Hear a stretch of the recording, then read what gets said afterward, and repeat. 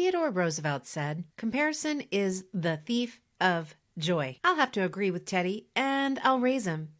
Comparison not only steals our joy, but it breeds contempt, and mostly that of ourselves. Friends, welcome back to another bonus episode between seasons 4 and 5 of the Thriving Thoughts podcast. I'm your host, Dr. Sherri.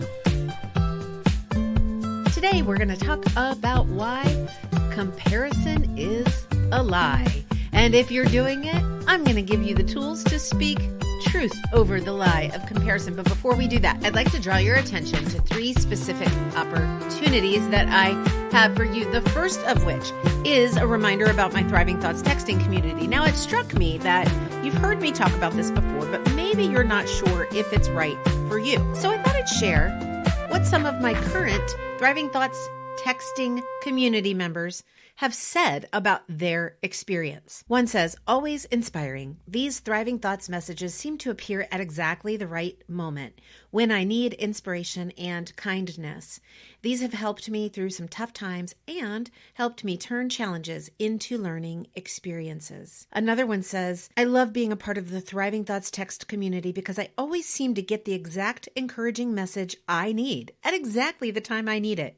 And it's such a blessing." Another person says, "It's almost as if you read my mind and the messages speak to my soul." And yet another says, "Thriving Thoughts stimulates positive thinking and pushes me to be a better version of me." I would love to have you there in that community to hear from me 3 times per week. From me to your text messaging inbox. It's fantastic, friends, and you get to respond to me and engage with me.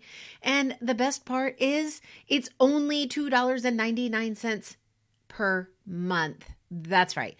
Less than 1 trip to Starbucks for an entire month of encouraging, positive, uplifting, truth over lies messages. And there's an additional bonus if you sign up for a full 12 months. It's only $29. All you need to do is text the word THRIVE to 540-369-2139.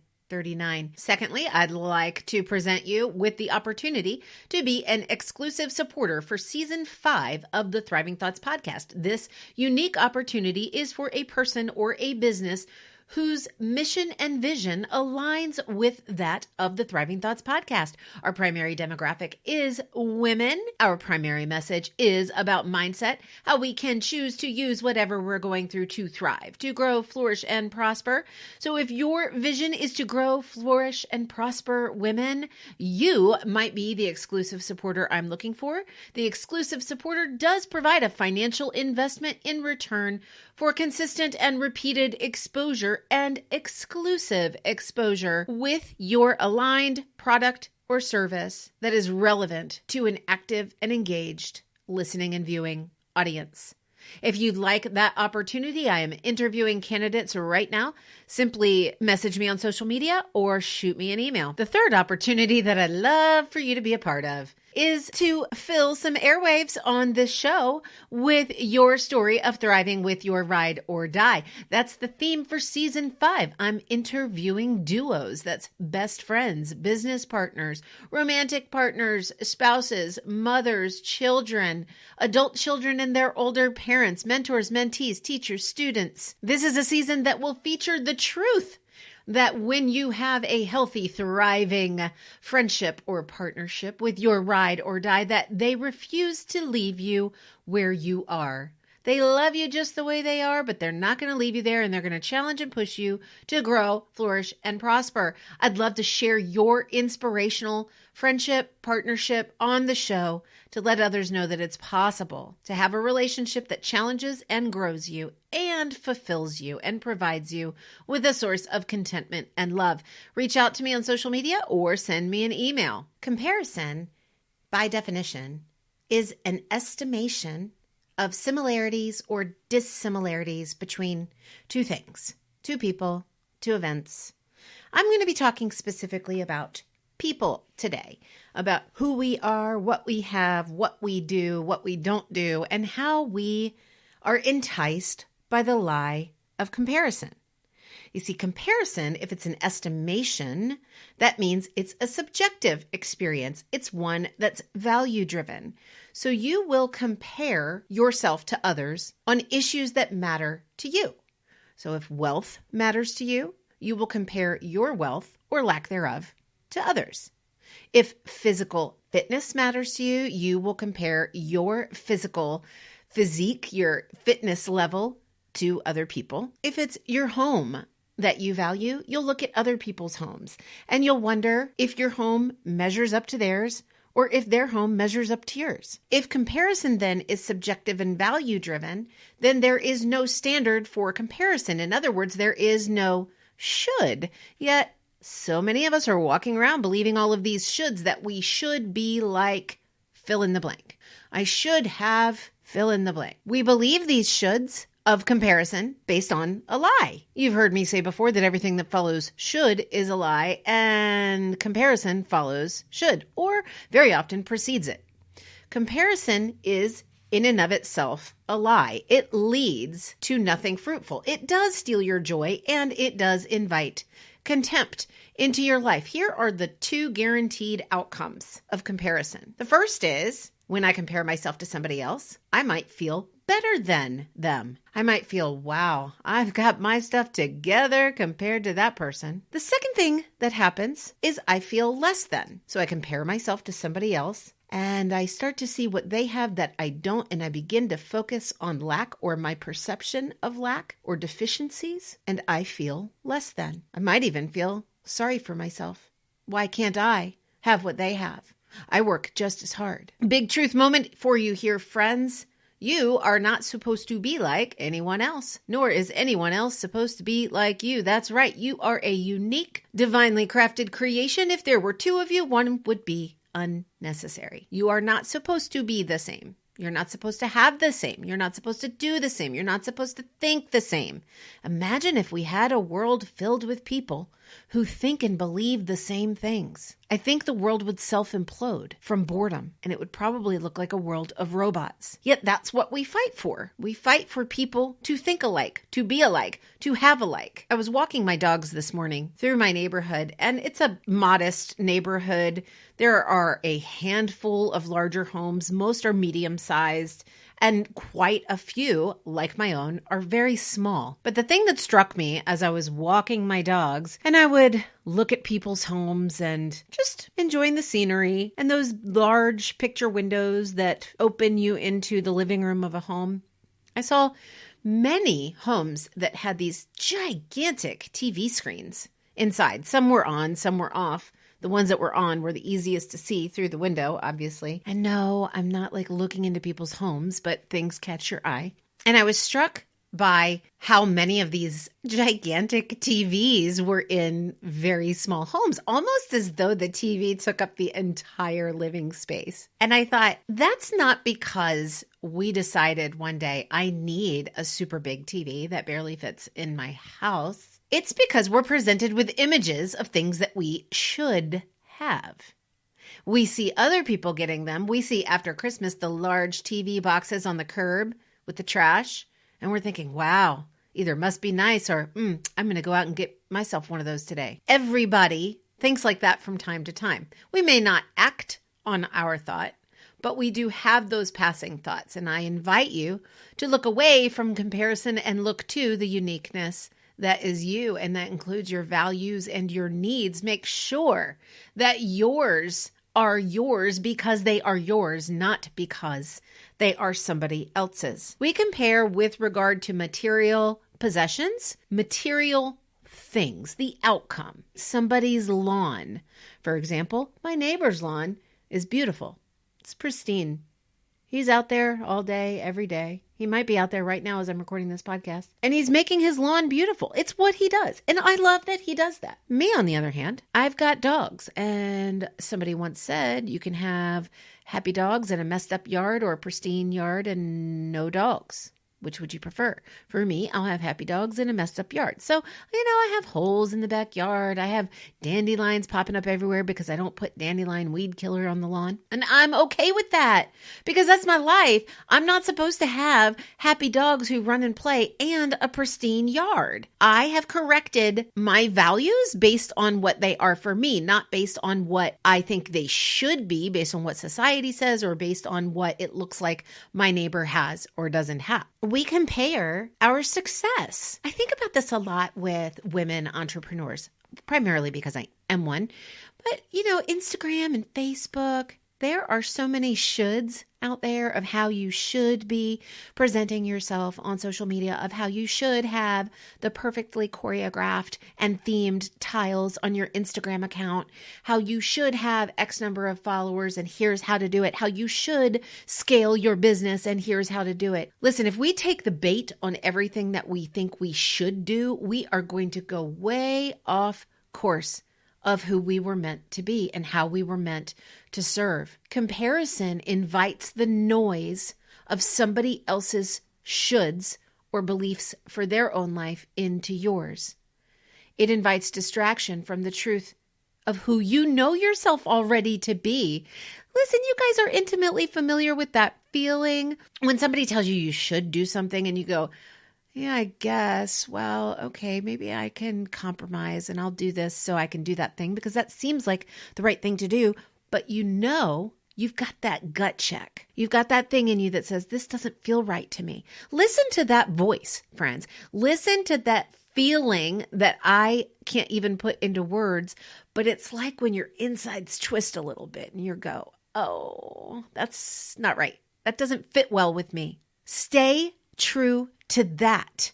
Look away from comparison because comparison is going to lead you down a path towards contempt. It's going to make you compromise your values and it's going to make you compromise your practices. And that's going to land you in a place of contempt. And that might start off as contempt for others, but it's guaranteed to end up as contempt for yourself. We also compare the physical. Women, I know I am speaking to people who hear me. If you didn't listen to the episode on qualifying beauty, please go back and listen to that. It's episode number 103 from season 4. But listen, ladies, women, men, this is for you too, but it's really for women because we have been told from the beginning of time how we're supposed to look. And mostly we've been told our shoulds about how we're supposed to look by what men think we're supposed to look like. And guess what we do? We buy into it. We buy into the lie. And then we find ourselves in contempt of ourselves because we're comparing ourselves to somebody else. And we're going, oh my goodness, I could never wear a swimsuit like that because I've got cellulite all over my thighs. And look at them. They look amazing. Why can't I be like that? First of all, if you are over a certain age, truth here, you are going to have cellulite. I don't care if you're a size 00 or a size 22. You're going to have cellulite.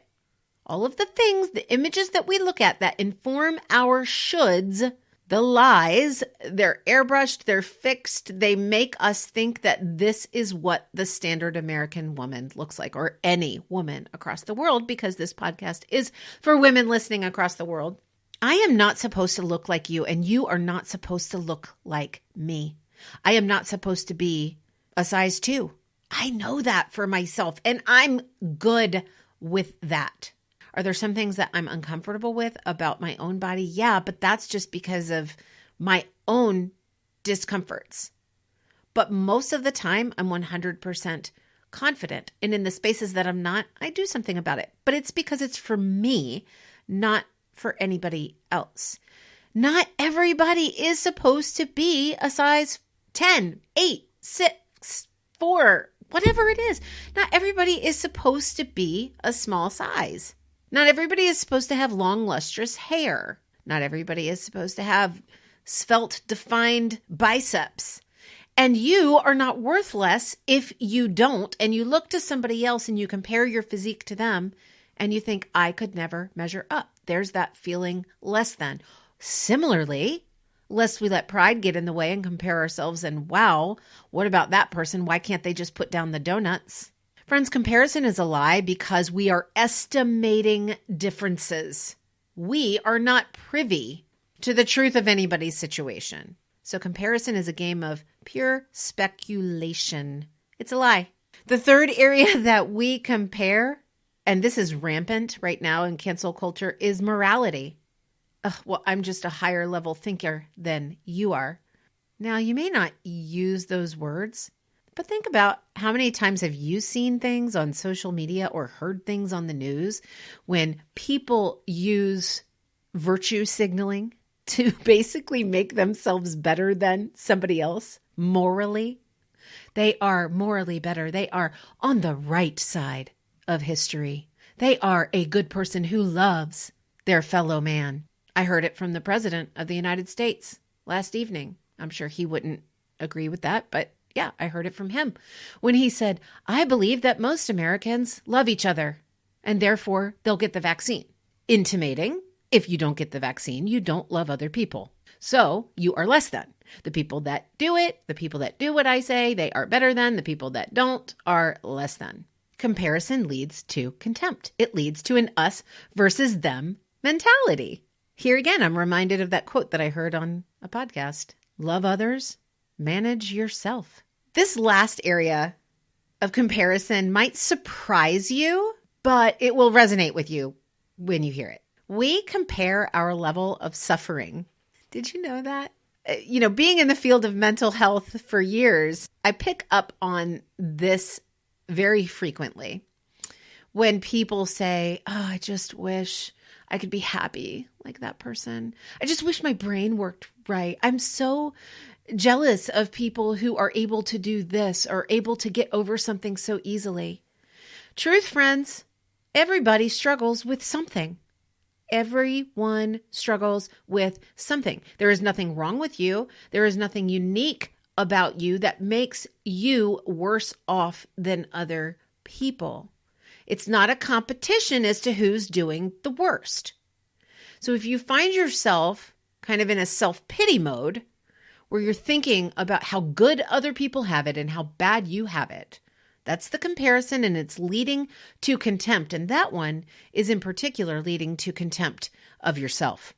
What do we do about comparison? If it's such a lie, how do we speak truth over comparison?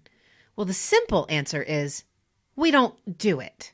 Let me explain what I mean. We're going to do it. It's our natural human tendency to look at other people and estimate the differences or similarities between us and them. But that's where it can stop.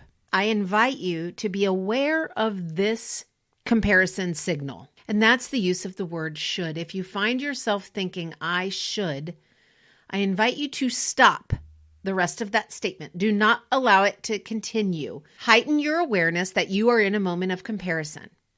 And then I want you to look away. I want you to look away from the lie of comparison, and I invite you to look at the truth of you. Who are you? What do you value? If nobody else mattered, what they say about you, how they respond to you, what's important to you, what matters to you. You know, what matters to me is that I have a happy life for me and my dogs, and I plant flowers, and I can grill out in the backyard, and I can entertain close friends. I want to have a big outdoor space and a tiny home. That's what matters to me. Society would tell me to have status. I should have a bigger home. I should live in a newer neighborhood. I should have all of these things. But no, when I look away from the should and look to who I am and what I value, I find contentment, not contempt. So look for the signal. As you go throughout the coming days, the next time you think should, that's a signal that you're comparing. That's a signal that you're down the road to compromise and contempt. And I invite you to look away from the should, look away from the path of comparison, and look to you. What do you want right now? If you're struggling with identity, like your worth, your value, that will never be found in comparison. In fact, a decreased worth, a decreased value is guaranteed by pursuing the path of comparison. Look away and look to your Creator. Scripture tells us that each person was made in the image of God, and that He formed you in the womb and knit you together. He knows you intimately, and you matter. And you've heard me say it before. There's nobody in the world who can do what you do in the way that you do it, in the way that you were created to do it. Look to that truth. Look away from comparison and look to the truth. I even have a sticky note right on my desk, and it says, look away. And because I've begun to practice that response to comparison, I say aloud, look away. Because I've done that, I don't go down the path of comparison anymore. It doesn't mean those thoughts don't come into my head, but it means as soon as they do, I look it in the face and I say aloud, look away. And I turn my head. The physical movement of my head allows me to spark a new neural pathway. Did you know that? Just having these little practices of speaking truth over the lies, that's what it looks like. Look away. Look away from the shoulds. Look away from the comparison. Look to who you are, who you know yourself to be, and look to the incredible value that is irreplaceable and incomparable. If something I've said today resonated with you and you want a friend or a family member to hear it, do me the honor of sharing this episode with them and writing me a 5-star review if you are an Apple Podcasts user. Until next week with another bonus episode, remember this: speak truth over the lies and you will thrive in any and every circumstance.